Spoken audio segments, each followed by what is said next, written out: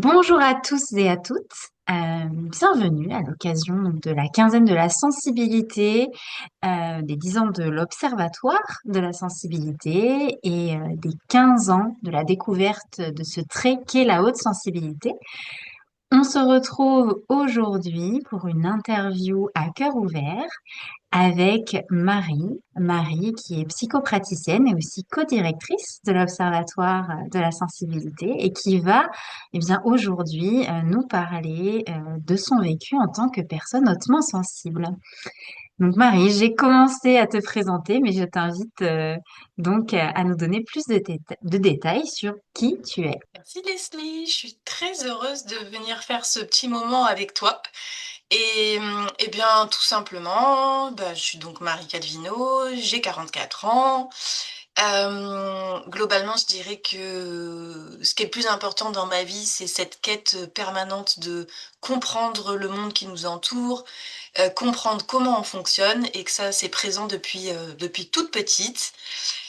À côté de ça, j'ai la chance d'être la maman de deux jeunes filles maintenant presque adultes et le bonheur aussi de partager ma vie, voilà, avec un compagnon qui n'est pas le père de mes filles, mais qui est présent dans ma vie depuis 13 ans et avec qui je forme une équipe qui est vraiment importante aussi pour moi. C'est un des piliers dans ma vie.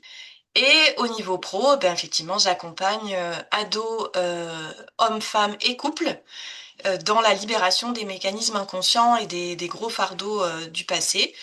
Et puis, depuis quelque temps maintenant aussi, l'accompagnement des personnes hautement sensibles. Donc vraiment très heureuse de pouvoir échanger cette fois-ci de l'autre côté, c'est-à-dire sur ma sensibilité. Je suis prête. Bien justement, comment est-ce que tu as découvert que tu étais hautement sensible? Eh bien, ça s'est fait il n'y a pas si longtemps que ça remonte à peut-être 4 ans à peu près. Régulièrement, je continue à être accompagnée moi-même en thérapie. Et c'est une des psychothérapeutes à l'époque qui, au bout de quelques séances, m'a dit, Marie, t'as déjà entendu parler des profils zèbres, comme on les appelle, etc. Alors, moi, tout ce qui était étiquette, etc., c'est vraiment, j'étais très réfractaire, un peu comme toi, tu me l'avais partagé d'ailleurs, sur ces étiquettes. Et du coup, au début, j'ai pas voulu y aller. Et puis, elle y est revenue en douceur plusieurs fois. Puis, ça a fini par titiller ma curiosité. Et je suis allée chercher. Et en fait, en cherchant dans tous ces neuroatypiques, etc., je suis tombée sur cette notion de haute sensibilité. Et c'est cette haute sensibilité dans laquelle je me suis reconnue. Donc j'ai commencé à lire des livres, Hélène Aron pour pas la nommer, Saverio Tomasella qui est aussi le président de notre association et notre observatoire, et beaucoup écouté aussi Fabrice Midal qui est un philosophe et moi je suis j'ai une formation de philosophie aussi au départ et dont j'aime beaucoup les transmissions, notamment en vidéo, on retrouve beaucoup de ressources. Donc c'est comme ça que je l'ai découverte. Mm. Et comment tu décrirais ce qu'est la haute sensibilité, on va dire avec tes mots par rapport à ton vécu, quelle définition tu donnerais? Il y a un terme je sais plus du tout où est-ce que je l'ai lu et qui l'utilise, mais qui pour moi représente parfaitement ça. C'est la vie en HD, quoi, en haute définition. Je crois que c'est ce qui résume le mieux. En permanence, j'ai l'impression de, voilà, passer mes journées en haute définition. Donc tout est plus intense, plus vivant, plus vibrant. Et c'est à la fois quelque chose d'absolument excitant et incroyable pour moi et en même temps, parfois, un petit peu déboussolant, fatigant. Voilà, ça a vraiment les deux aspects, mais c'est vraiment ce côté haute définition et extrêmement vivant, quoi. Mm. Et concrètement, toi, comment tu le vis au quotidien, justement, ce côté un peu, d'un côté, ça peut être très chouette et de l'autre, un peu plus compliqué. Comment toi, voilà, qu'est-ce qui est peut-être le plus difficile pour toi par rapport à ton vécu en tant que personne hautement sensible? Qu'est-ce qui est un peu plus facile? Enfin, dis-nous concrètement dans ton quotidien, comment est-ce que tu vis ta haute sensibilité? J'ai un peu l'impression que c'est un espèce de voyage permanent où le matin, je sais pas à quoi ça va ressembler. Et il y avait deux exemples qui me venaient, c'est-à-dire que, par exemple, comment je démarre ma journée, il y a deux exemples qui me viennent. Si j'ai fait des rêves assez prenants, moi je me souviens tout le temps de mes rêves, donc si je fais des rêves extrêmement prenants, etc., je vais me réveiller, je vais être habitée par mon rêve comme si je l'avais vécu dans ma vraie vie, et ça va me suivre des fois une partie de ma journée. Donc je vais avoir, typiquement, ça peut être une journée où je vais mettre plusieurs heures à atterrir dans cette réalité et à me dire, Marie, c'était un rêve, on passe à autre chose. Donc ça peut être un exemple. Mais je peux aussi démarrer le matin avec le cerveau qui s'agite et voilà, qui s'active très vite dès le demi-sommeil, à avoir 1000 idées qui fusent dans ma tête, à devoir prendre mon petit calepin pour vite noter parce que sinon je vais oublier. Donc ma journée peut commencer comme ça, par exemple, par une vraie activité créative, imaginative. Après, c'est une succession d'émotions, voilà, où les événements qui vont arriver dans la journée vont me faire vivre des émotions aussi bien extrêmement agréables que parfois plus désagréables et forcément quand c'est plus désagréable, c'est enfin pour moi en tout cas, c'est plus intense effectivement à traverser, etc. C'est des adaptations aussi au quotidien, notamment au niveau sensoriel. Pour moi, c'est vraiment l'une de mes priorités, mais on en reparlera peut-être aussi après dans mon quotidien, surtout au niveau auditif. Donc de réussir à préserver des espaces dans ma journée, c'est extrêmement important d'être attentive à mon rythme. Donc dans mon quotidien, c'est ça mes priorités et à ma préservation sensorielle. Donc ça, c'est comment tu le vis aujourd'hui. Est-ce que c'est similaire à comment tu le vivais étant enfant, étant ado? Parce que j'imagine que en ayant découvert cette haute sensibilité, et peut-être que tu as perçu ton histoire ou ton vécu de façon maintenant différente, sous un autre regard. Donc est-ce que pour toi, ta sensibilité s'exprimait, est-ce qu'il y a une continuité? Est-ce qu'il y a des petites nuances? Ben, je dirais que depuis toute petite, et je pense comme une majeure partie des grands sensibles, on sentait bien qu'il y avait un truc qui était pas comme tout le monde. Donc ça, toute petite, je l'avais. Mais étonnamment, petite, c'est devenu plus souffrant à l'adolescence. Je pense que très petite, j'avais un tel amour pour le vivant en général, la nature, les animaux, que ça me portait en fait vraiment très très fort. Et ça me portait plus que les côtés voilà plus difficiles émotionnellement. Mais je me sentais quand même très vite débordée petite et j'avais pas conscience de ça et c'est beaucoup plus tard que j'ai réussi à nommer au niveau sensoriel. C'est très bête à dire, mais je faisais énormément d'otite et d'angines très petites et je peux le relier à ça maintenant aujourd'hui, notamment au niveau des otites. Parce que quand j'étais submergée par des environnements bruyants, etc., et que je savais pas formuler, je savais pas le dire, et mon environnement le connaissait pas, ça a été des sources effectivement de difficultés. Une autre difficulté, plus au plan effectivement émotionnel, c'est ce côté un peu bisounours de la petite fille que je pouvais être, où je comprenais pas ce monde. Je trouvais ce monde très violent. J'étais très marquée par l'injustice très petite. Et je pouvais être pourtant un peu timide et réservée, mais alors quand ça touchait l'injustice, oh là là, on a pu révolutionner une classe. Je me souviens en CE2, on avait fait la rébellion contre le remplaçant du directeur. Donc c'était des moteurs. L'injustice venait toucher dans ma sensibilité un truc et donc voilà, ça prenait des proportions. Mais voilà, ce décalage petit à petit en grandissant est devenu une source de souffrance de me dire mais c'est quoi ce monde où les humains sont pas humains, où ils sont pas connectés à ce qu'ils ressentent au niveau sensoriel, au niveau émotionnel. Oh, c'est le bazar. Et à l'adolescence, vraiment, j'ai eu des passages vraiment très très noirs, hein, vraiment parce que je trouvais pas le sens, en fait. Ça, j'ai vraiment perdu le sens et je me reconnaissais pas dans les jeunes de mon âge. J'essayais d'être in pour appartenir au groupe Hmm. et bon, tant bien que mal, j'ai fait mon chemin. Mais ce qui m'a sauvée, c'est la philo. Du coup, qui a été un début d'apprivoisement de mon fonctionnement et qui a commencé à apporter des réponses à toutes ces questions. Et puis bah, après, dans la vie d'adulte, ça a continué à être apprivoisé et à s'apaiser. Mais en gros, c'est un peu comme ça que j'ai vécu l'enfance et l'adolescence. Et il y a une autre question qui me vient, c'est vrai que en tant que thérapeute, on peut recevoir plutôt des personnes qui ont tendance à avoir un vécu compliqué, difficile avec leur haute sensibilité. J'ai envie de te poser la question un peu à l'inverse, qu'est-ce qui est chouette, qu'est-ce qui peut être merveilleux, pour donner voilà un petit peu aussi d'espoir à ceux qui le vivent mal et aussi peut-être rappeler que ça peut être, on peut très bien vivre sa sensibilité aussi. Enfin toi, en tout cas, comment quand tu le vis bien, qu'est-ce qui se passe? Alors moi, ce qui est sûr, c'est que pour rien au monde, je voudrais être autrement. Ça, c'est vraiment hyper important. La vie en HD, je ne la cède à personne. Je ne veux pas la céder. Je ne veux pas m'en débarrasser. Parce que depuis tout petite, pour moi, ça m'apporte une telle richesse de reliance avec le monde qui m'entoure, que ce soit même dans des plans plus subtils, mais avec les autres êtres humains, avec la nature, etc.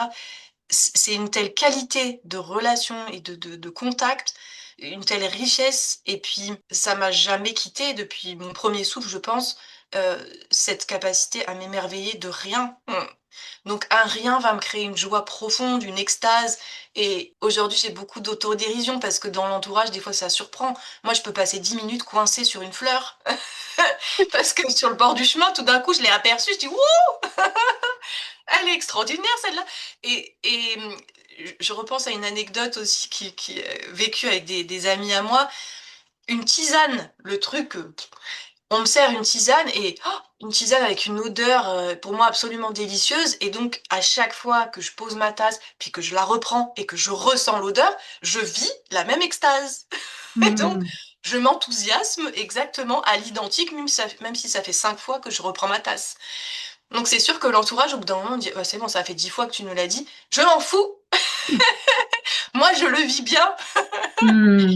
Et donc ces moments-là, pour rien au monde, voilà, je voudrais être autrement ou autre chose parce que c'est une source de bien-être vraiment absolu et cette empathie aussi, pareil, pour moi, c'est quelque chose d'incroyable de pouvoir connecter avec les autres, pressentir ce qui les habite, les rejoindre là où ils sont. C'est des cadeaux pour moi, vraiment. Mm. Et à l'inverse, est-ce que tu as des petits outils, des trucs et astuces pour justement les moments où c'est un peu plus challengeant? Est-ce qu'il y a des choses qui pour toi fonctionnent super bien, qu'elles vont peut-être pas tout nous partager, mais des petites choses voilà, que tu aurais envie justement de partager qui t'aident bien toi à réguler? Oui, là, c'est vrai que euh, pour moi, encore une fois, la haute sensibilité, c'est pas un problème, c'est mon fonctionnement. Par contre, ce qui était un problème, c'est que je ne savais pas faire avec mon fonctionnement. Donc là où j'ai eu un gros job, clairement, qui est encore en cours et qui s'affine sur certains aspects, c'est comment je prends soin de mon fonctionnement. Et là, c'est vrai que j'ai mis en place plein de choses différentes. La première des choses, c'est au niveau sensoriel, d'être en capacité de repérer où sont mes seuils de saturation. Donc voilà, je pense que vous l'aurez compris, du coup, l'ouïe est la source de toutes mes préoccupations. Parce que vraiment, je peux vriller, et quand je vous dis vriller, c'est-à-dire je peux me mettre à hurler. Je me souviens avec mes filles, quand elles étaient plus petites, quand elles commençaient à chamailler, là, ça faisait Mm. des fréquences sonores, et vraiment, je vous assure, je pouvais vriller. Et donc, je pouvais sortir de moi, alors que je suis quelqu'un de très calme. Et donc, j'ai compris, j'ai appris, et je sais repérer, et donc ça, je sais en prendre soin. Par exemple, je me suis mise d'accord avec elles, bon, maintenant, elles sont grandes, donc elles le font plus, mais je m'étais mise d'accord avec elle, dire écoutez les filles, si vous voulez vivre ce petit, pour moi c'est pas possible. Allez dans la pièce, fermez la porte, ou alors au bout de 10 minutes il faut que ça s'arrête parce qu'au bout de 10 minutes c'est mon seuil. Donc c'est des petites choses comme ça effectivement que j'ai apprises à repérer dans mon quotidien, à porter aussi si besoin des bouchons d'oreilles ou des casques, des choses comme ça. Pour les odeurs aussi, ça paraît très bête, mais je suis aussi très sensible aux odeurs. Eh bien, d'avoir un petit foulard avec mon parfum. Et donc, quand des fois je traverse des endroits, des choses où ça peut vraiment me donner la Protège. nausée. Ouais, et ben en fait, j'ai mon petit foulard ou mon petit truc sous la main et ça me permet voilà, d'être moins impactée, dérangée. Donc, c'est plein de petites choses comme ça. Au niveau sensoriel aussi, j'ai appris beaucoup à être à l'écoute de ça parce que je suis quelqu'un de très câlin, très kinesthésique, et en même temps j'ai des moments où il faut pas me toucher. Donc c'est pareil, apprendre à faire la paix avec ça et être capable de le communiquer à l'autre, ça apporte beaucoup de soulagement au quotidien. Après, je pense que beaucoup d'entre nous, on le cite, mais le journaling émotionnel, et moi j'ai des piles de carnets avec les années. Et vraiment, c'est mon meilleur ami, quoi. Ça me permet de mettre de la clarté, ça me permet de lâcher les chevaux et de lâcher toutes mes émotions en vrac, puis après de pouvoir discerner. Il y a beaucoup de choses qui émergent à travers ça, donc c'est vraiment un grand outil de régulation pour moi. Un autre espace essentiel, il y en a deux. La pratique sportive, pour moi, c'est indispensable. Si j'ai pas un espace où physiquement, par le corps, je fais circuler l'énergie, et donc j'évacue, je recharge, tout ça, bah, je suis pas bien. Donc j'ai vraiment besoin toutes les semaines d'avoir des petits espaces de pratique et de régulation par le corps. Et la nature. Moi, je suis une grande randonneuse et il faut que j'aille en montagne. Et alors ça, c'est l'extase. Voilà, c'est la plus grande de mes ressources. Tout s'apaise, tout se remet dans l'équilibre. Voilà, donc c'est top. Et après, ce qui est encore en chemin pour moi, et ben, c'est au niveau plutôt de la partie émotionnelle, clairement. C'est-à-dire ce côté d'être dans une interaction et tout d'un coup, quelqu'un peut dire quelque chose auquel je m'attends pas ou je l'ai pas vu venir.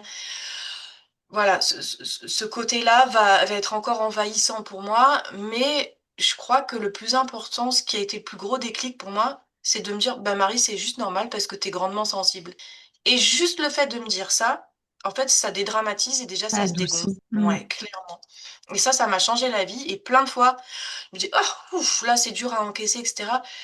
Ouais, mais ça prend toute cette place, ça prend toute cette intensité. Oui, parce que j'ai cette grande sensibilité, et pouf, ça se dégonfle, et après, bah, voilà, je peux en faire quelque chose. Voilà, des petits outils avec la communication non violente, des choses comme ça qui m'aident à pas partir dans une rumination qui va durer 4 jours, quoi.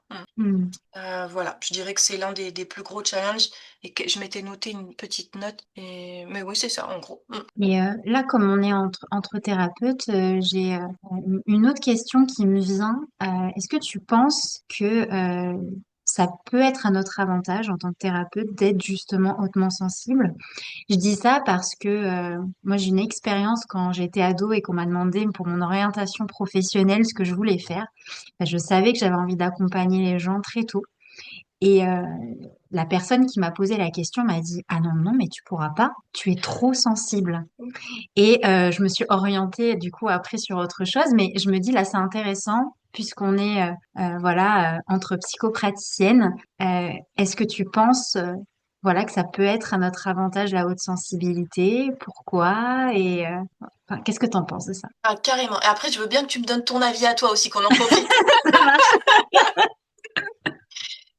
Merci pour cette super question. Oui, pour moi, c'est un avantage, et en même temps, ça demande une attention particulière. Moi, c'est comme ça que je le vis. Je vais l'expliquer.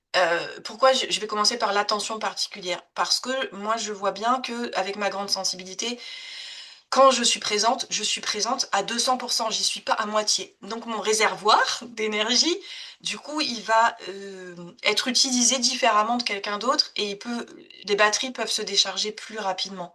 Donc par exemple, par rapport à d'autres thérapeutes, moi, je peux pas recevoir 6, 7 personnes dans une journée. C'est trop pour moi. Donc j'ai une attention à ce rythme-là, et à la fréquence et le nombre, la quantité que je peux mettre. Mais une fois que ça c'est calé et que je suis OK avec ça, mais 1000 fois oui, pour moi c'est un des plus grands atouts, parce que dans toutes les séances que je fais, mais même dans mon job de RH avant, cette capacité à connecter avec l'autre, à ressentir les émotions de l'autre, ça fait gagner un temps fou, quoi. En fait, il y a pas 1000 chemins à prendre, il y a une espèce de clarté qui est là. Moi qui travaille beaucoup en thérapie avec la notion des parts intérieures, ben, c'est assez dingue parce que dans les séances, je les sens, les parts des gens. C'est inexplicable, c'est dur de mettre des mots, mais je sais quelle est la part de la personne qui est en face en train de me parler. Je vois quand c'est le petit qui est en train de s'exprimer. Je les ressens dans leurs émotions, et Hmm. du coup, je peux les aider à mettre des mots dessus, à décoder, et à aller cibler à l'endroit où il y a besoin que ce soit ciblé. Donc pour moi, c'est une grande, grande, grande, grande richesse. Ouais. Hmm. Alors maintenant, oui, je suis assez d'accord avec toi aussi, mais c'est vrai que bon, à l'époque, je devais avoir 16-17 ans, ça m'a découragée, cette remarque. Et avec le temps, enfin, en tout cas, au fur et à mesure des formations aussi qu'on peut faire, on apprend en fait à ne plus rentrer dans cette contagion émotionnelle, en tout cas de manière aussi cette porosité qu'on peut avoir aux émotions des autres, aux ambiances, à ce qu'ils peuvent ressentir et vivre. On arrive à avoir une empathie un peu plus cognitive. Donc à moins, on n'est plus dans le je pleure avec la personne, mais du coup, je comprends pourquoi cette personne est en souffrance. J'arrive à comprendre vraiment toutes les nuances parce que j'ai déjà cette empathie qui est déjà là.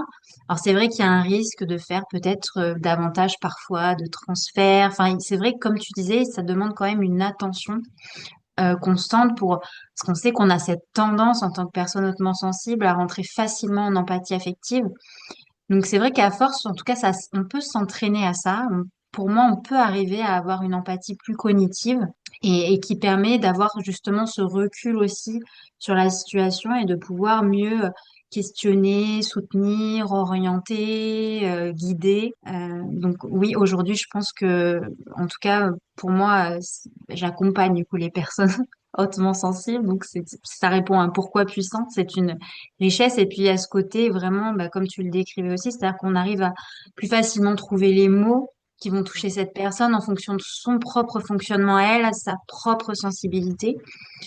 Donc oui, effectivement, pour moi, c'est un atout. Et tu vois, quand je t'écoute, ce qui me vient aussi, c'est il y a au début, moi, je me souviens que, ce dont quoi je pouvais avoir peur, c'est justement que ma sensibilité affleure pendant les séances et aujourd'hui, je me dis: «Mais comment j'ai pu, avoir peur de ça?» alors qu'en fait, justement, dans l'espace thérapeutique, pour moi, c'est une valeur ajoutée énorme parce que ça m'empêche pas de tenir mon espace et de tenir ma posture. Je sais pas pourquoi les gens pensent ça.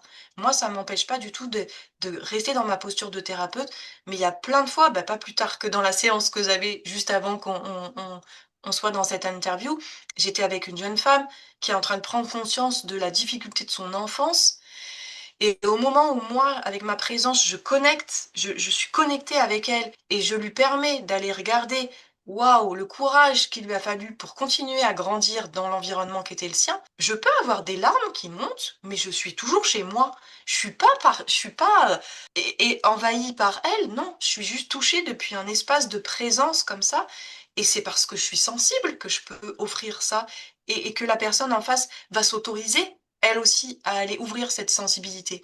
Et je me dis: «Waouh, si c'est pas dans les espaces thérapeutiques qu'on peut faire vivre ça, où est-ce qu'on va le faire, quoi?» Ouais, totalement. Bah, c'est un peu un rappel de le thérapeute en face, c'est aussi un être humain et peut voilà bien se connecter à la personne. Mais c'est vrai, comme tu dis, il y a une c'est vrai qu'on ne sait pas comment l'expliquer, mais une certaine petite limite qu'on sent que des fois on peut franchir. Donc là, après, c'est vrai que la supervision ou nous aussi avoir un espace d'échange peut nous aider à ramener, voilà, de l'équilibre par rapport à ça. Et en même temps, c'est vrai que oui, je pense que moi aussi en séance, souvent, je peux avoir le visage, voilà, qui exprime le fait que je sois touchée parce que j'entends et plutôt que de rester voilà très figée dans mon expression. Mais il n'empêche que j'ai pas l'impression de changer d'état psychologique de base Ça. au point d'être rentrée en contagion émotionnel, ce qui à mon adolescence par exemple était beaucoup plus Mmh. systématique. Par contre dans ces moments-là, j'avais besoin d'apprendre à réguler ça quoi. Mais le message, je dirais, c'est des thérapeutes aussi qui nous écoutent, c'est que, ou des futurs thérapeutes, ben, c'est que la sensibilité, pour moi, n'est pas un frein, à être un bon thérapeute plus tard. C'est vrai que l'apprentissage des limites, comme tu le décrivais aussi, c'est-à-dire que moi, c'est pareil, je suis un peu comme toi. Je peux pas enchaîner énormément de rendez-vous dans la journée. Mon énergie a ses limites, mais une fois qu'on les connaît bien, eh bien, on s'organise en conséquence et tout se passe bien, quoi. Exactement. Mm.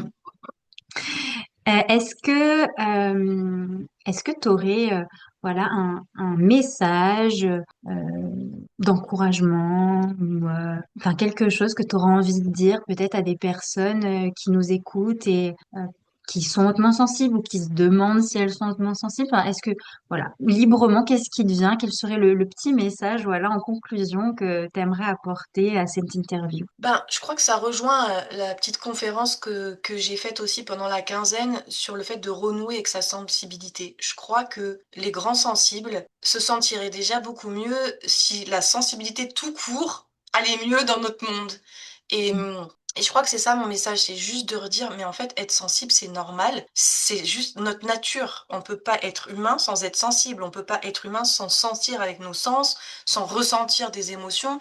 C'est ce qui fait qu'on est en rapport avec l'extérieur et si ça, c'est juste la base qui devrait être acquise partout, mais qui l'est malheureusement pas, alors la grande sensibilité est juste un plus sur ça. Et Mm. du coup, il y a un grand écart qui est moins difficile à intégrer et je pense que ce décalage serait moins grand. Donc j'ai juste envie de dire, tranquillisez-vous quoi, avec votre fonctionnement. C'est un fonctionnement comme un autre. Il y a d'autres formes de tempérament, il y en a plein des familles de tempérament. Bah, nous, c'est la grande sensibilité et c'est une chance effectivement, même si au départ, voilà, si parfois on n'a pas eu l'environnement qui nous portait, qui nous a permis de comprendre ce fonctionnement, on a pu le vivre un peu plus et le subir en fait, ben, c'est pas, On n'est pas déterminé par ça, on a la main pour arrêter de subir son fonctionnement et au contraire, faire alliance avec ce que l'on est, cette grande sensibilité et moi, je souhaite à tout le monde d'avoir une vie en HD, clairement. Eh bien, c'est une superbe conclusion. Voilà, avoir une vie en HD. Merci beaucoup, Marie, pour cet échange. Et Merci à puis, toi. euh, merci à vous qui nous écoutez ou qui nous regardez. On vous souhaite une belle quinzaine de la sensibilité et on vous dit à très bientôt. Au À revoir à tous. bientôt.